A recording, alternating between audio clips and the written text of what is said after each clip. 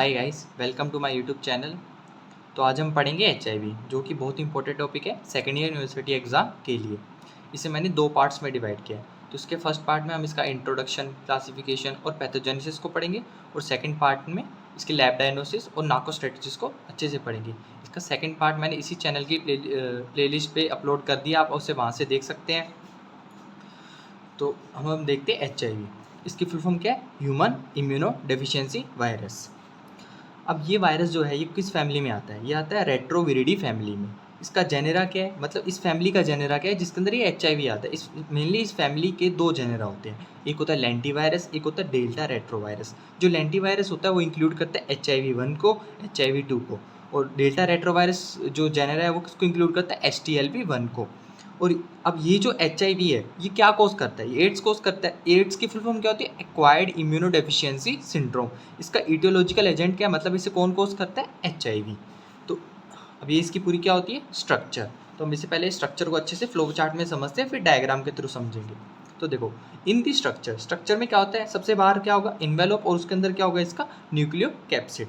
तो इन्वेलोप जो होते हैं इसके दो पार्ट्स होते हैं, एक होता है लिपिड पार्ट और एक होता है ग्लाइकोप्रोटीन पार्ट। उस ग्लाइकोप्रोटीन पार्ट को अपन GP160 भी बोलते हैं, जिसे अपन दो पार्ट्स में डिवाइड करते हैं, GP41 एंड GP120। तो अब इसका होता है, इसके अंदर क्या होता है? इन्वेलोप के अंदर न्यूक्लियोकैप्सिड। न्यूक्लियोकैप्सिड किस सिमेट्री का होता है? इकोसाहेड्रल इन सिमेट्री। और ये क्या इंक्लोज करता है अपने साथ? RNA को और वायरल एंजाइम। कितने RNA होते हैं? दो आइडेंटिकल कॉपीज, और सिंगल स्टैंडर्ड मीन्स दो सिंगल स्टैंडर्ड RNA न्यूक्लियोकैप्सिड के अंदर प्रेजेंट होते हैं। और इसमें क्या होता है? वायरल एंजाइम्स, जैसे कि reverse transcriptase, protease and integrase. अब इसको डायग्राम के थ्रू समझते हैं। तो अभी आपने देखा ये पूरी क्या है इसकी? इन्वेलोप। अब देखो, इसका जो ब्राउन ब्राउन कलर है ना, ये इसका क्या पार्ट है? इसका लिपिड पार्ट है। और जो ये ग्रीन और ये ऑरेंज कलर से दिख रहा है आपको, ये क्या है? ये है इसका ग्लाइकोप्रोटीनिश पार्ट। इसे अपन ने दो पार्ट्स में डिवाइड किया।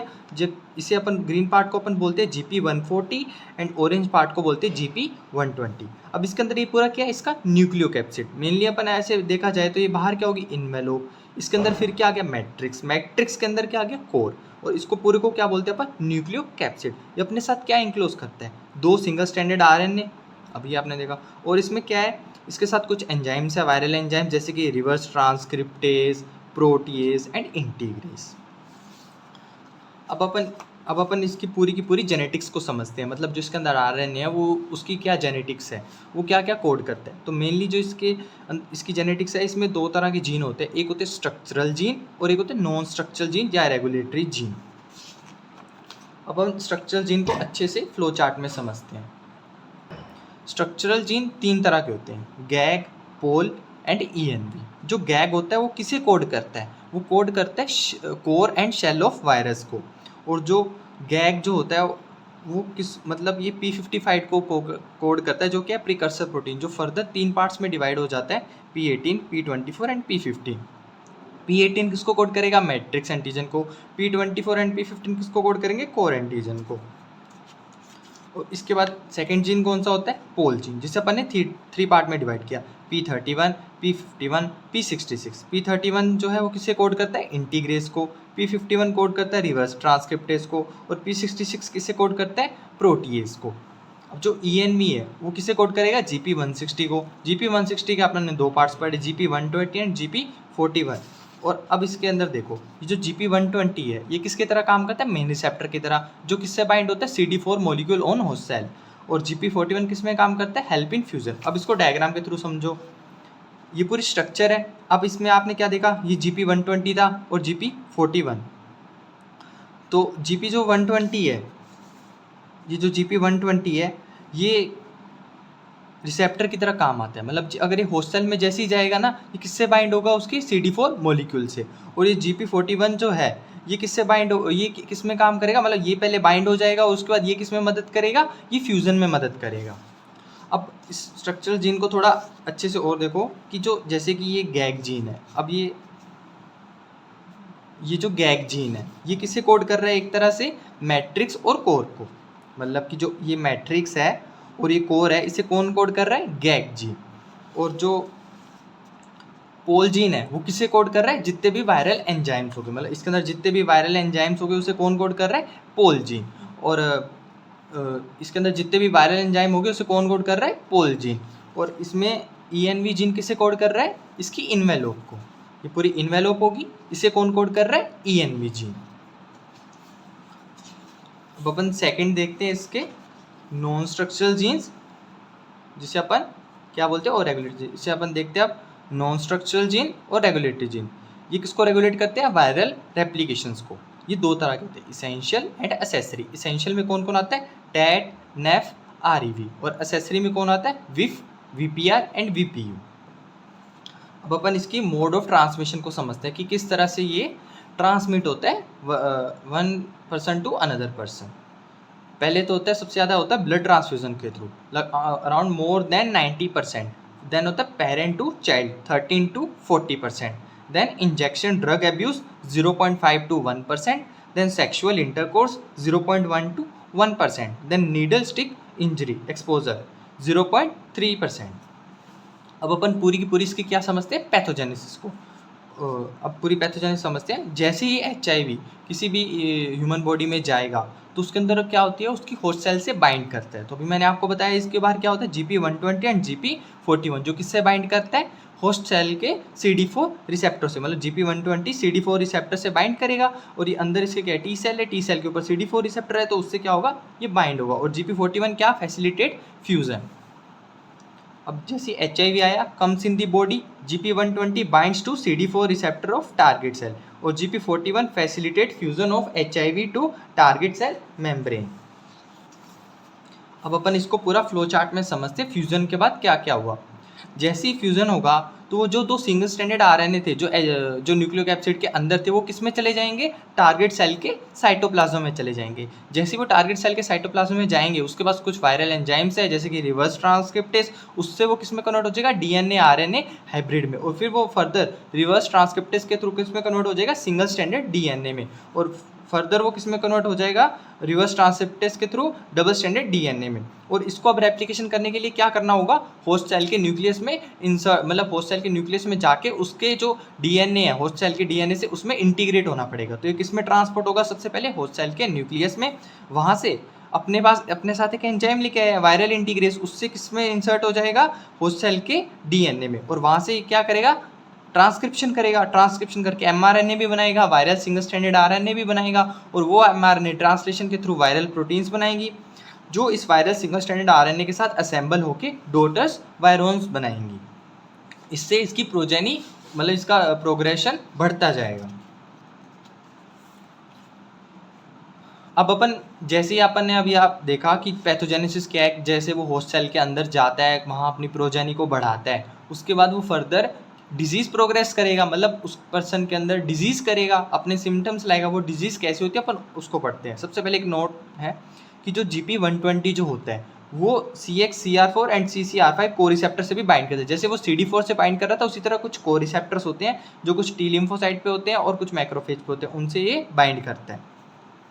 अपन डिजीज़ प्रोग्रेशन को समझते हैं कि जैसे ही HIV ह्यूमन बॉडी में आया, उसने अपनी डिजीज़ को प्रोग्रेस किया, मतलब डिजीज़ बढ़ाई। तो ये मेनली 4 तरह से डिजीज़ प्रोग्रेस करता है, वो हर ह्यूमन टू ह्यूमन वेरी कर सकती है। जैसे कुछ ह्यूमंस में टिपिकल प्रोग्रेसर हो सकता है, कुछ में रैपिड प्रोग्रेसर हो सकता है, लॉन्ग टर्म नॉन प्रोग्रेसर भी हो सकता है, और कुछ में इलाइट कंट्रोलर भी हो सकता है। इसका मतलब समझते हैं कि है क्या।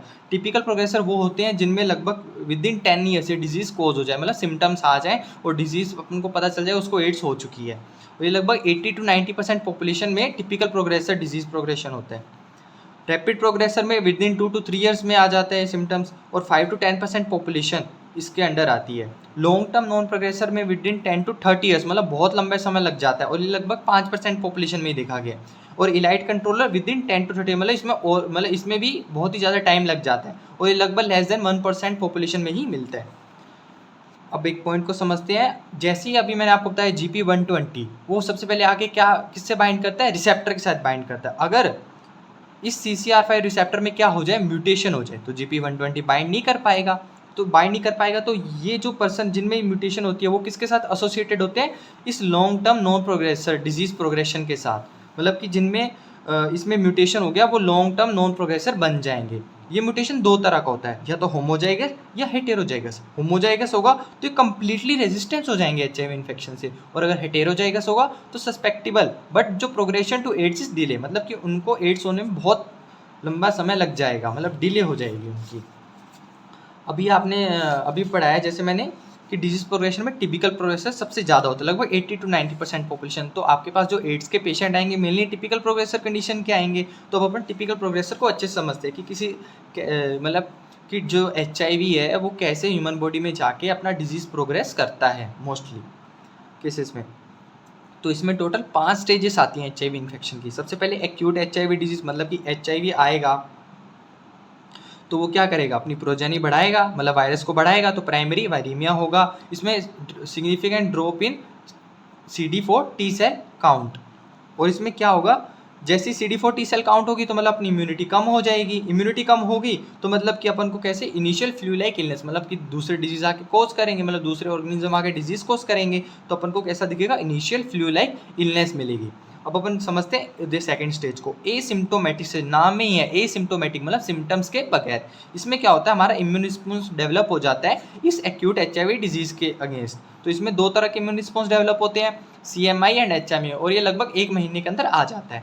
ये state of clinical latency but not microbiological latency. ये लाइन बहुत ही इंपॉर्टेंट है, इसे अच्छे से समझते हैं कि क्लिनिकल लेटेंसी मतलब अपन को क्लिनिकल सिम्टम्स नहीं मिलेंगे क्योंकि हमारी इम्यून जो रिस्पॉन्स है उसके अगेंस्ट डेवलप हो चुका है, तो वायरस क्या हो चुका है, कम हो चुका है, तो अपन को क्लिनिकली कोई सिम्टम्स दिखेंगे ही नहीं। बट अगर अपन उसका चेकअप करेंगे, मतलब माइक्रोबायोलॉजिकली अगर अपन उसको देखेंगे, अगर मतलब ब्लड निकाल के उसमें से माइक्रोबायोलॉजिकली अपन उसका कल्चर करेंगे तो अपन को HIV उसमें मिल जाएगा। इसका एवरेज ड्यूरेशन जो है लगभग 10 साल तक रहता है, 10 ईयर्स। इसमें वायरीमिया क्या हो जाता है, कम हो जाता है, लेकिन जो HIV है वो कहाँ परसिस्ट कर जाता है, लिम्फ नोड्स के अंदर। अब थर्ड स्टेज आएगी परसिस्टेंट जनरलाइज्ड लिम्फेडिनोपैथी, मतलब मैंने बताया अभी ये लिम्फ नोड में परसिस्ट कर गया तो अब ये इन्फेक्शन किस में करेगा, लिम्फेडिनोपैथी करेगा, वहाँ रेप्लिकेट करेगा, वहाँ नंबर बढ़ाएगा तो लिम्फ नोड्स क्या हो जाएंगे, बड़े हो जाएंगे, तो लिम्फेडिनोपैथी कोज हो जाएगा। तो HIV replication in lymph node lymphadenopathy cause करेगा। अब इसका कैसे पता लगाएंगे किसी HIV ऐसे जैसे कि लिम्फेडिनोपैथी है वो बहुत ही सारे पेशेंट्स में होती है, तो अपन को ऐसा लगता है और अलग अलग डिजीज़ में होती है, तो अपन कैसे पता लगाएंगे कि ये HIV डिजीज़ में हुई है, मतलब HIV डिजीज़ की लिम्फेडिनोपैथी कुछ इस तरह से है। तो इसमें क्या होगा, लिम्फ नोड है उसका साइज जो है वो 1 सेंटीमीटर से बड़ा हो जाएगा।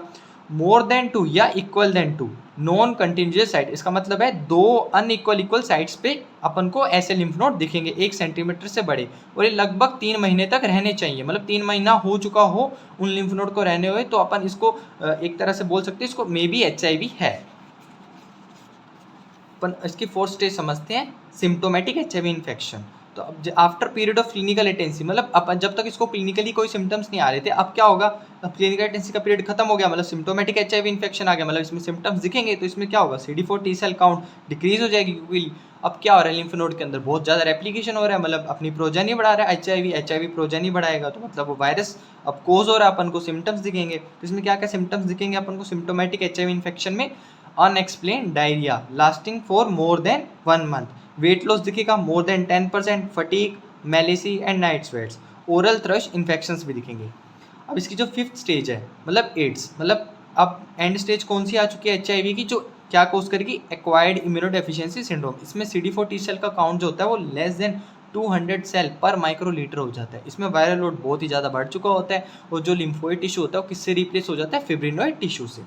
अब जैसे ही हमारे इम्यूनिटी बहुत कम हो चुकी है, कोई T सेल बहुत ही ज़्यादा कम हो चुके हैं, तो इसके कारण जो दूसरे ऑर्गेनिज्म है वो हमारी बॉडी में आके इन्फेक्शन कोज करेंगे, तो इन इन्फेक्शन को बोलते हैं अपन अपॉर्चुनिस्टिक इन्फेक्शन, जो कि इम्यून सप्रेशन के कारण आते हैं। तो सबसे पहले जो इन्फेक्शन है वो है बैक्टीरियल इन्फेक्शन, जैसे कि TB, extra pulmonary most common होता है, इसमें atypical mycobacterium, salmonella. Viral infections कौन कोज करता है, CMV, herpes, EBV, CMV cytomegalovirus, herpes, Epstein Barr virus. Fungal infection जैसे कि pneumocystis, jirovecii, pneumonia, candidiasis, cryptococcosis. फिर क्या है, पैरासाइटिक इन्फेक्शन जैसे कि टॉक्सोप्लाज्मा इंसेफेलाइटिस कोज करता है, क्रिप्टोस्पोरिडियम। अदर कंडीशन जैसे कि क्या हो जाती हैं अपने HIV इंसेफेलोपैथी भी हो सकता है, CNS लिम्फोमा। अपन पढ़ते हैं क्लिनिकल डायग्नोसिस। अब ये 2 तरह का होता है, CDC classification system and WHO। एक CDC क्लासिफिकेशन सिस्टम जो होता है वो क्लिनिकल कंडीशंस और CD4 T सेल काउंट के बेसिस पे होता है, पर मेनली अपन पढ़ते हैं WHO क्लासिफिकेशन। अब अपन पढ़ते हैं जैसे क्लिनिकल स्टेज 1 WHO में आता है, क्लिनिकल स्टेज में इसमें जो पेशेंट आता है अगर उसको एसिम्प्टोमेटिक HIV इन्फेक्शन है या परसिस्टेंट जनरल लिम्फेडेनोपैथी है तो अपन क्लिनिकल स्टेज उसको 1 बोलते हैं कि उसको क्लिनिकल स्टेज की 1 नंबर चल रहा है, मतलब 1 नंबर क्लिनिकल स्टेज चल रहा है। अब क्लिनिकल स्टेज 2 जिसमें मिलता है unexplained weight loss less than 10%, respiratory tract infection, herpes zoster, recurrent oral ulcer, fungal nail infection. पढ़ते क्लिनिकल स्टेज 3 इसमें क्या मिलता है unexplained severe weight loss more than 10%, unexplained chronic diarrhoea more than 1 month, unexplained persistent fever around 1 month, TB मिलेगा, oral candidiasis, severe bacterial infection मिलेंगे। और clinical stage 4 कौन सी होती है जिसमें होता है HIV वेस्टिंग सिंड्रोम, इसको बोलते हैं अपन स्लिम डिजीज। इसमें क्या मिलता है अपन को profound wait loss more than 10%, chronic diarrhoea more than 1 month, prolong unexplained fever around 1 month. तो ये थी क्लिनिकल स्टेजेस। मीन्स कि WHO के अकॉर्डिंग अगर अपने पास पेशेंट आएगा तो इन कंडीशन के साथ आएगा तो अपन उसको ये डायग्नोस कर सकेंगे कि इसको कौन सी स्टेज चल रही है, 3 चल रही है, 4 चल रही है, 1 या 2 चल रही है। अपन पढ़ते काइनेटिक्स ऑफ इम्यून रिस्पॉन्स, मतलब इसका ये है कि जैसी बॉडी में वायरस आएगा तो अपनी बॉडी उसके अगेंस्ट क्या करेगी, मतलब उसकी काइनेटिक क्या रिस्पॉन्स रहेंगे इम्यून के जो उसके अगेंस्ट होंगे। जैसे ही वायरस की एंट्री आई, वायरस आके क्या करेगा, खुद की प्रोजेनी बढ़ाएगा, मतलब रेप्लिकेट करेगा, खुद के नंबर्स ऑफ वायरॉन्स बढ़ाएगा, तो उससे क्या कोज होगा, वायरीमिया कोज होगा और P24 एंटीजीनीमिया। और इसके अगेंस्ट क्या डेवलप होगा, ह्यूमोरल रिस्पॉन्स, जिसको आने में लगभग 3 से 12 हफ्ते लग जाते हैं, 3 to 12 वीक्स, जिससे अपन बोलते हैं विंडो पीरियड। अब ये किसके अगेंस्ट डेवलप होता है, against structural regulatory and accessory proteins of virus. अब अपन पढ़ते हैं कि जो first antibody formed against gag protein, मतलब P24 and P55 and only IgG response, मतलब एक IgG रिस्पॉन्स ही है जो सबसे ज़्यादा लंबे समय तक रहता है अपनी बॉडी के अंदर वायरस के अगेंस्ट। सो इसी तरह हमारा फर्स्ट पार्ट HIV का पूरा होता है। सेकंड पार्ट मैंने अपलोड कर दिया, आप चैनल पे जाके उसे देख सकते हैं। उसके नोट्स चाहिए हो तो मैंने डिस्क्रिप्शन में टेलीग्राम का लिंक दे दिया है, आप वहाँ से उसे ज्वाइन करके ये नोट्स ले सकते हैं। Thank you.